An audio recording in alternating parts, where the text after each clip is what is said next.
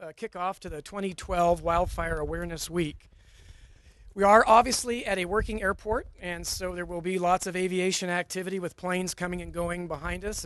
Very fitting for certainly CAL FIRE and our partners behind us as we prepare and continuing maintenance. And so some of the aircraft that you'll see flying will be CAL FIRE and others. So as we get through the presentation today, we'll certainly pause momentarily to allow aircraft to clear the air so that we can continue to speak. So we'll work through that. I'd like to take an opportunity to acknowledge the non-speaking dignitaries that are with us today. There will be a number that will be making presentations, but those that are with us that I would like to acknowledge, Chief Deputy Director for CAL FIRE, Janet Berenson. In the audience, Captain Ray Stewart from the California Department of Corrections and Rehabilitation. Jeff Cavara, DynCorp International. John Martinez, Emergency Services Manager for the California Conservation Corps. Ken Clark, Associate Director for the California Department of Corrections and Rehabilitation. Mike Richwine, Assistant State Fire Marshal for CAL FIRE.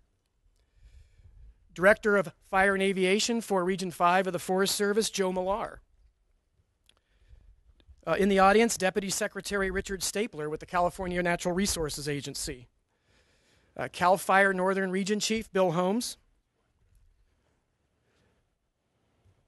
And Annie McMurray, our Deputy Director and Chief of Fire Protection for CAL FIRE.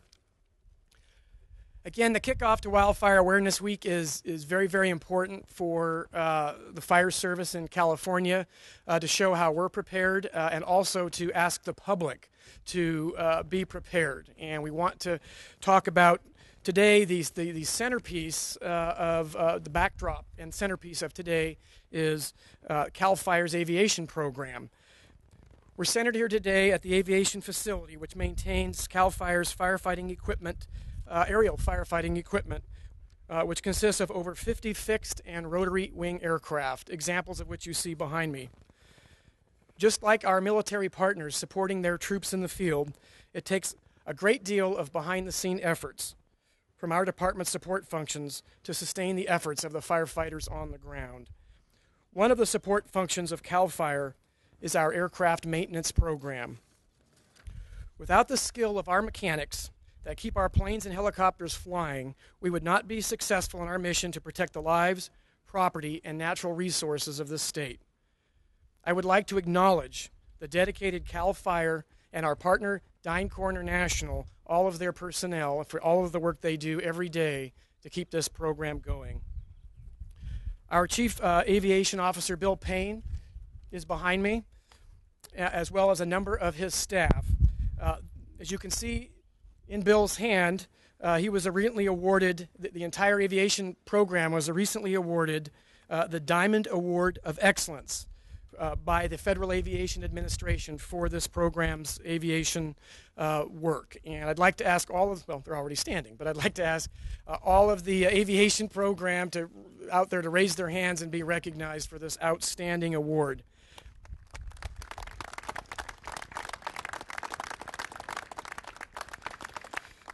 There's an incredible 164,000 hours of maintenance, including emergency repairs, performed on CAL FIRE's aviation fleet last year. And this is just not the work that goes on here during the winter to get these aircraft ready to go. It goes on throughout fire season and throughout the year at the air bases as they maintain these equipment and emergency repairs to keep them operational and safe throughout the year. I want to commend all of you for the important role you play in the state's emergency response. You are truly unsung heroes, and thank you to all of you.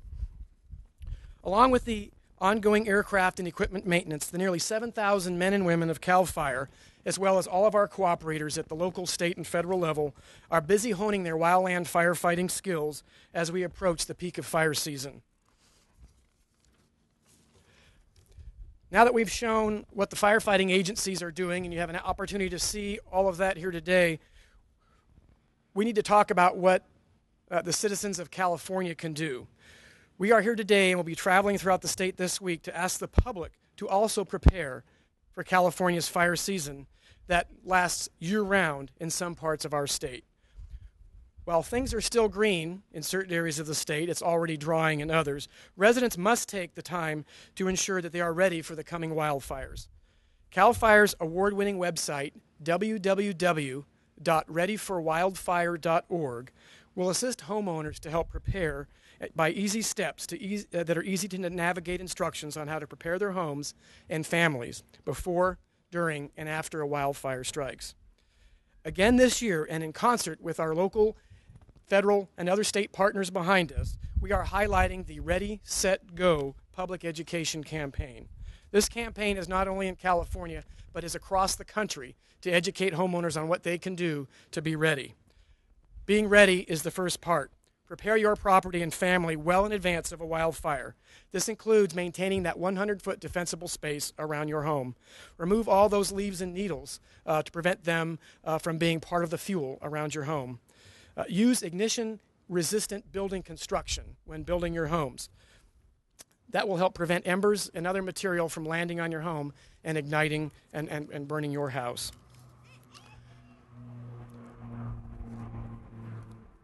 Getting set is the next step.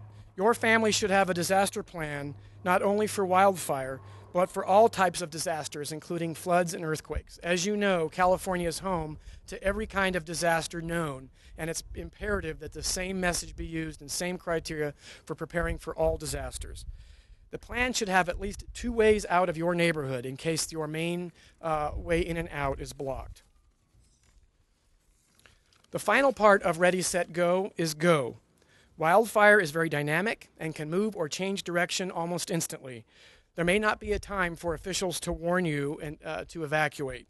Be prepared to evacuate your home immediately. When in doubt, just plan on leaving, and do it in an orderly fashion to help for your safety and allow firefighters to come into the area to safely protect your home and your community. Living in California means we need to be aware of the serious threat these wildfires can pose and prepare accordingly. CAL FIRE has responded to a dramatic increase in the number of wildfires during this exceptionally dry winter period already this year.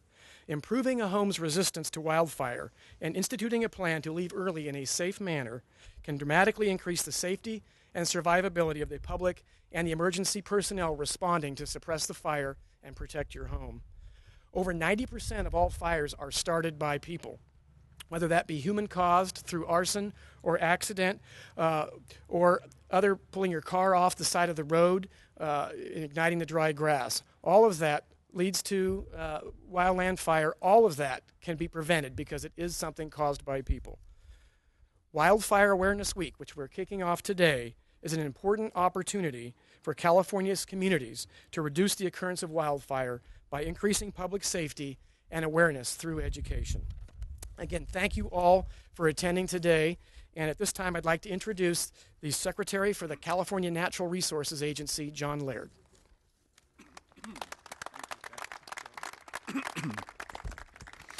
Thank you very much.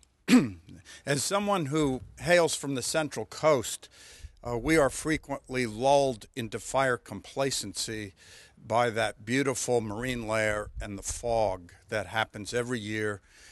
You can guarantee when it's pea soup fog there, it's 90 or 100 up here.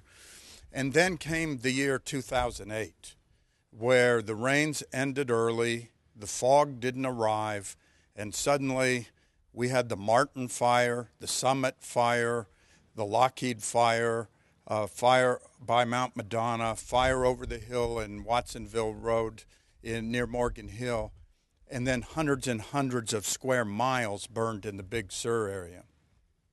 And just as we had that complacency and then one year came upon us, last year we had record rainfall and snowfall, and this year we had a very spotty winter in a way that a fire season could be heavy, it could be early, and whatever complacency we got from last year is over.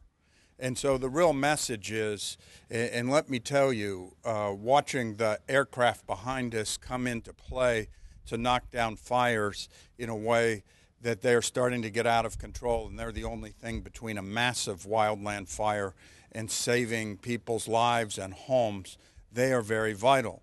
but everyone across the state needs to take action themselves.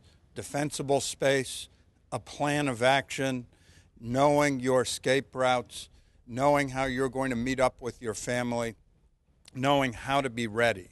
And so that's what today is dedicated to, is making sure that we highlight the resources and we let everybody know that the resources of the agencies, of the people standing behind me are ready to go.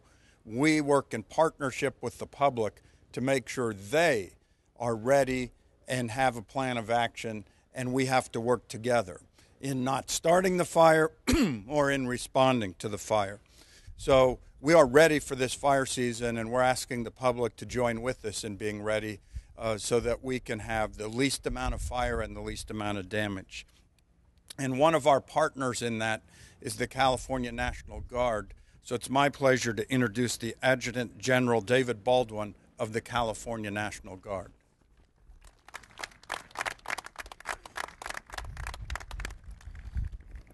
Thank you, Mr. Secretary, and good morning. We in the California National Guard have been preparing very aggressively for this year's fire season. We've trained and certified all of our helicopter pilots to conduct fire suppression, water bucket operations. Working with the United States Forest Service, we've trained our air crews from the 146 Airlift Wing in Channel Islands to serve as modular airborne firefighting system tanker pilots and crews, and we'll be able to deploy 2 of those aircraft. And we've also designated 2,500 soldiers and airmen to serve as Type 2 hand crews in the event that either CAL FIRE or the U.S. Forest Service needs additional manpower. We're preparing a broad range of military capabilities that we can deploy in support in addition to these fire suppression activities, such as incident awareness and assessment capabilities using airborne platforms to map fires, soldiers and airmen that can provide logistic support to the firefighters that are deployed, and security forces, if necessary, to the sheriffs and other law enforcement if they require that skill set. So we stand ready in the event of any major fire here in California to support our interagency partners. And I'll be followed this morning by PUC Commissioner Timothy Simon.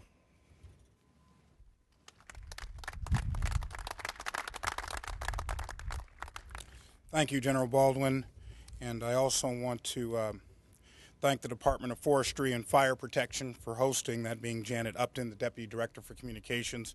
And I also want to, of course, thank the Honorable Jim Laird, the Secretary of Natural Resources, and the Deputy Secretary Julia Levin, who worked directly with my office in helping to have the California Public Utilities Commission participate in this event. I also want to congratulate CAL FIRE's Aviation Management Program for today's award.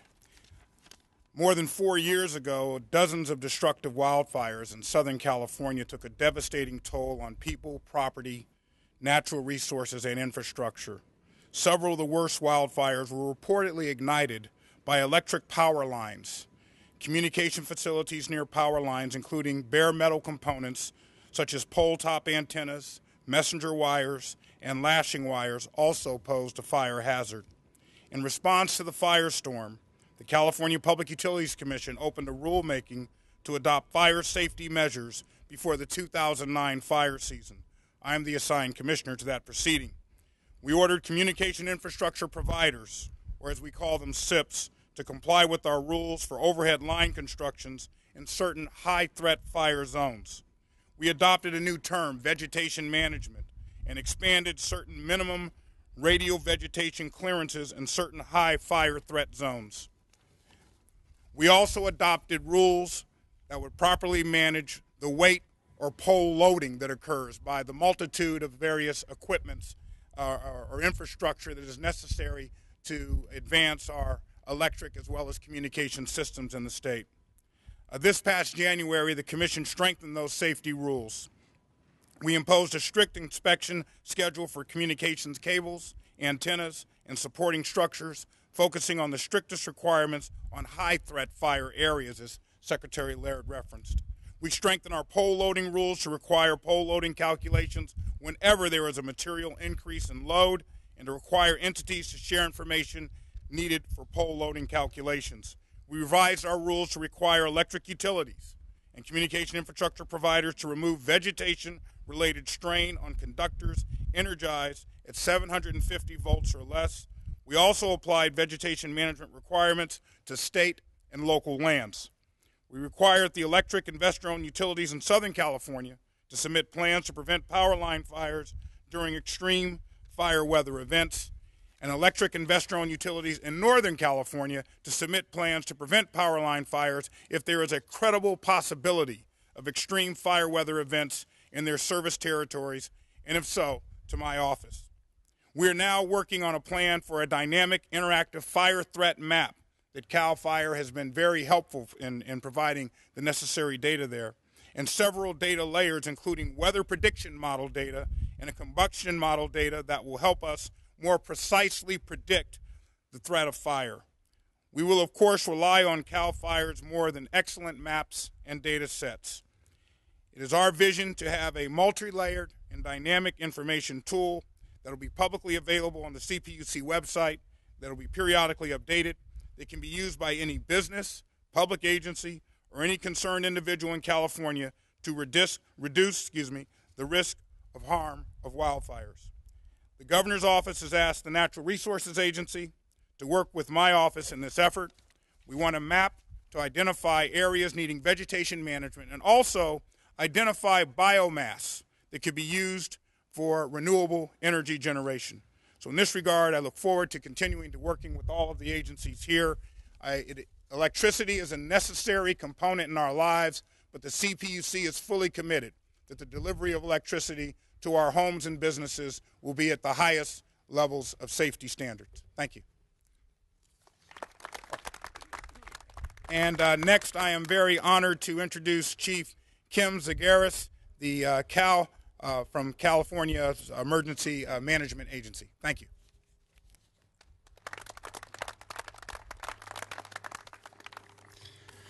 Good morning. It's an honor today to represent our Secretary, Mark Ghilarducci.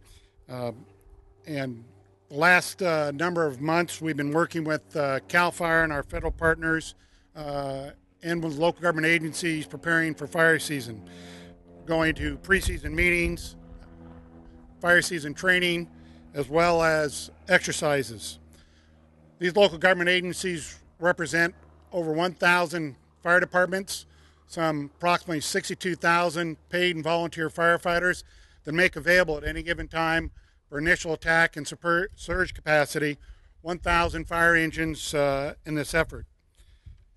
They're preparing for the 2012 fire season and like to join our partners as well in urging our citizens to be prepared not only at home but their families for this upcoming fire season. We wish them good luck, and we're prepared to stand ready to serve. My pleasure to introduce one of our partners, Gene Wade Evans, the Deputy Regional Forester for the U.S. Forest Service for Region 5.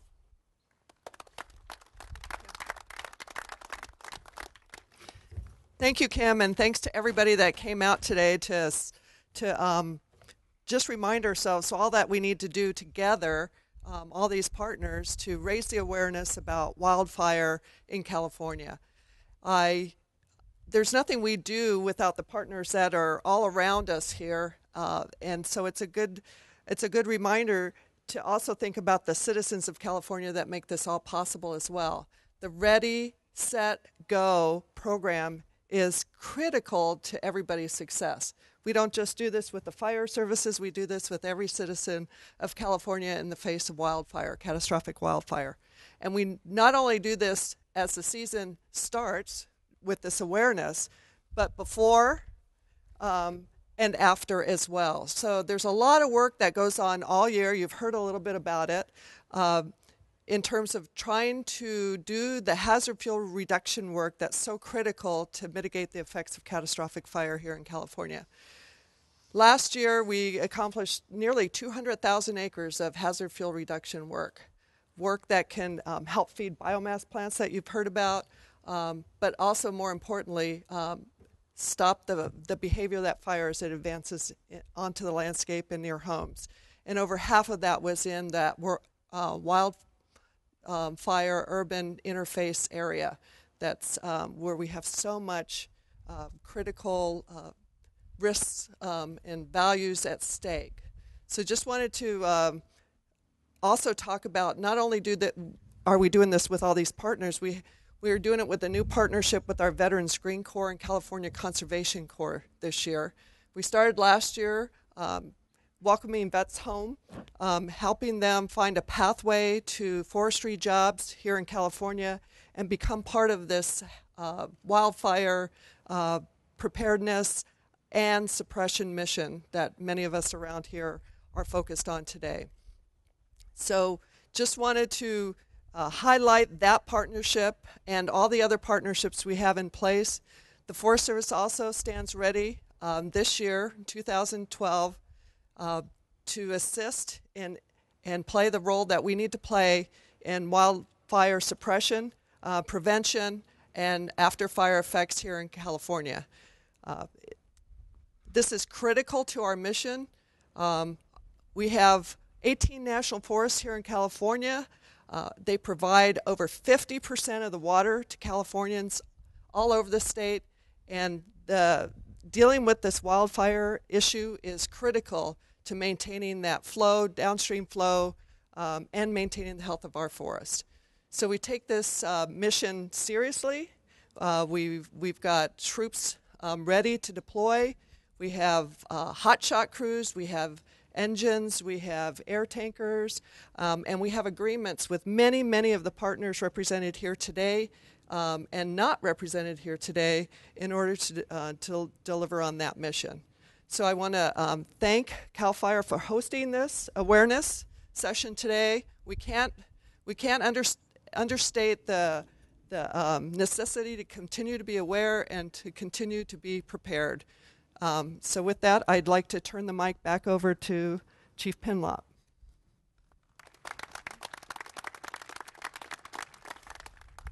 Well, if there was one common theme that you've heard throughout every speaker, and that's cooperation and partnerships. If California has learned many things over the years in dealing with and responding to the natural and man-made disasters that have occurred in this state, the one overarching and critical piece of our success in mitigating all of these emergencies has been our cooperation and preparedness with all of these agencies and many more that aren't represented behind us. No one agency in California, whether it's local, state, federal, or nonprofits, no one can do this alone. We have to respond and work together collaboratively because we don't know where the fire or disaster will strike. Could be on federal land today, could be on a piece of private property tomorrow, could be in a state park, could be anywhere. We don't know. We have to work together to prepare and respond.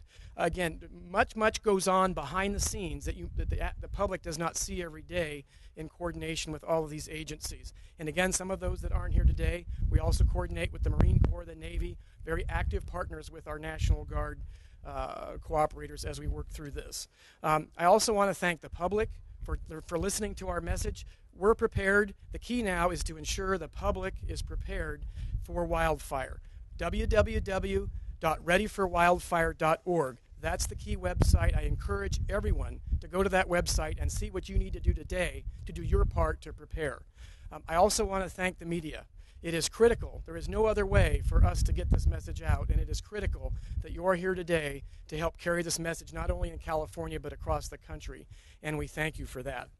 With that, I'd like to go ahead and conclude the event, and I want to encourage every one of the media to step off to the side and have individual one-on-one interviews with any of the members that you see behind me today. They will all be available for one-on-one interviews with any one of you, and we're happy to accommodate that in any way we can. Again, thank you again, all of you, for coming out today and participating in this event for us. Thank you.